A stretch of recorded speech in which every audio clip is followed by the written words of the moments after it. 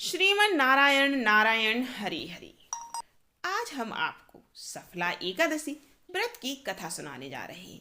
आप लोग कथा को पूरी सुनिए, अधूरी मत छोड़िएगा। और पूरी सुनने के बाद में जय श्री कृष्णा कमेंट में जरूर लिखिएगा। तो चलिए शुरू करते हैं सफला एकादशी व्रत की कथा। महाराज युधिष्ठिर ने पूछा, हे जनार्दन, पौष कृष्ण एकादशी का क्या नाम है? उस दिन कौन से देवता का पूजन किया जाता है और उसकी क्या विधि है? कृपा करके आप मुझे बताएं। भक्त वत्सल भगवान श्री कृष्ण कहने लगे कि धर्मराज, मैं तुम्हारे स्नेह के कारण तुमसे कहता हूँ कि एकादशी व्रत के अतिरिक्त मैं अधिक से अधिक दक्षिणा पाने वाले यज्ञ से भी प्रसन्न नहीं होता। अतः इसे अत्यंत भक्ति और श्रद्धा से युक्त होकर करें। हे राजन, द्वादशी युक्त पौष कृष्ण एकादशी का महात्म तुम एकाग्र चित्त होकर सुनना। इस एकादशी का नाम सफला एकादशी है। इस एकादशी के देवता श्री नारायण जी हैं। विधि पूर्वक इस व्रत को करना चाहिए। जिस प्रकार नागों में शेषनाग, पक्षियों में गरुण, शव ग्रहों में चंद्रमा, यज्ञों में अश्वमेघ और देवताओं में भगवान विष्णु श्रेष्ठ हैं, उसी तरह सब व्रतों में एकादशी का व्रत श्रेष्ठ है।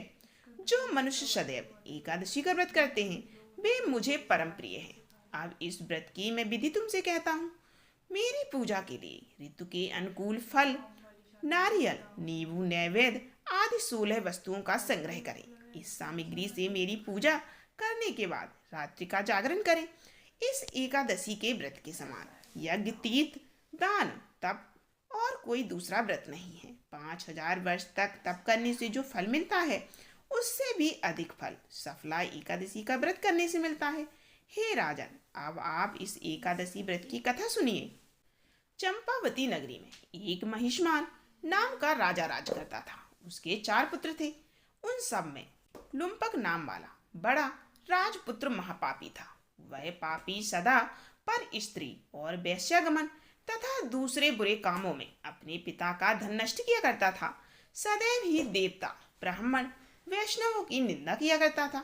जब राजा को अपने बड़े पुत्र के ऐसे कुकर्मों का पता चला तो उन्होंने उसे अपने राज्य से निकाल दिया। तब वह विचार करने लगा कि कहाँ जाऊं और क्या करूं। अंत में उसने चोरी करने का निश्चय कर लिया। दिन में वह वन में रहता और रात्रि में अपने पिता की नगरी में चोरी करता और प्रजा को तंग करता और उन्हें मारने का कुकर्म किया करता। कुछ समय के पश्चात सारी नगरी भयभीत हो गई। वह वन में रहकर पशु आदि को मारकर खाने लगा। नागरिक और राज्य के कर्मचारी उसे पकड़ लेते, किंतु राजा के भय से उसे छोड़ देते, क्योंकि वह राजा का पुत्र था। वन में एक अति प्राचीन विशाल पीपल का वृक्ष था। लोग उसकी भगवान के समान पूजा किया करते थे। उसी वृक्ष के नीचे वह महापापी लुम्पक रहा करता था। इस वन को लोग देवताओं की क्रीड़ा स्थली मानते थे। कुछ समय पश्चात पौष कृष्ण पक्ष की 10वीं के दिन वह वस्त्रहीन होने के कारण शीत के चलते सारी रात्र सो नहीं सका। उसके हाथ पैर अकड़ गए।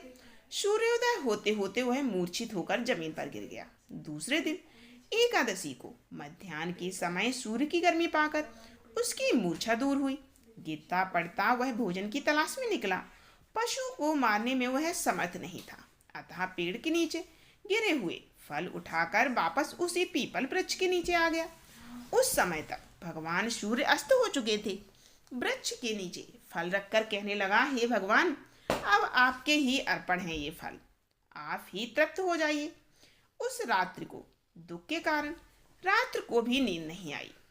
उसके इस उपवास और जागरण से भगवान अत्यंत प्रसन्न हो गए और उसके सारे पाप नष्ट हो गए।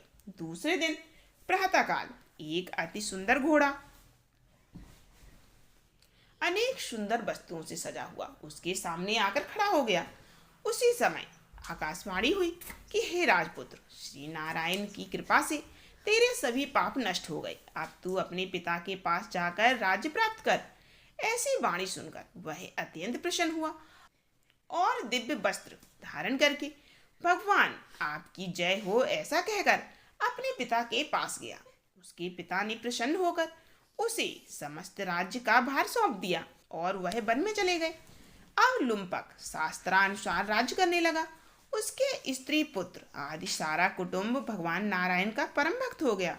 वृद्ध होने पर वह भी अपने पुत्र को राज्य का भार सौंपकर वन में तपस्या करने चला गया और अंत समय में वैकुंठ को प्राप्त हुआ।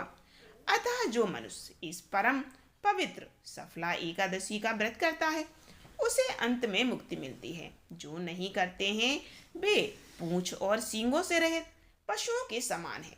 इस सफला एकादशी के महात्म को पढ़ने से तथा श्रवण करने से मनुष्य को अश्वमेध यज्ञ का फल मिलता है। तो ये थी सफला एकादशी व्रत की कथा। आप लोग इस कथा को जरूर सुनिए और वीडियो को लाइक कमेंट जरूर कीजिए।